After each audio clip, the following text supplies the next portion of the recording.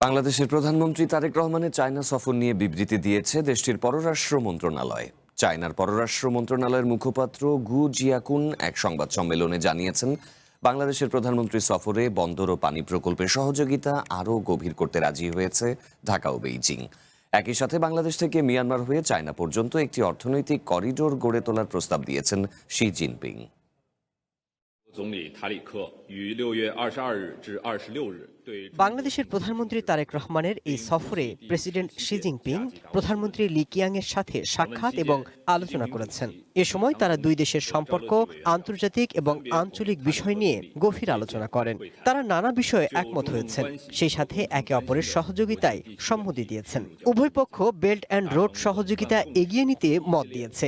এছাড়া বাংলাদেশ চায়না বন্দর ও জল সম্পদের মতো প্রকল্প এগিয়ে নিতে সম্মতি দিয়েছে। বাণিজ্য, শিল্প, অর্থায়নে সহযোগিতা জোরদার করবে তারা।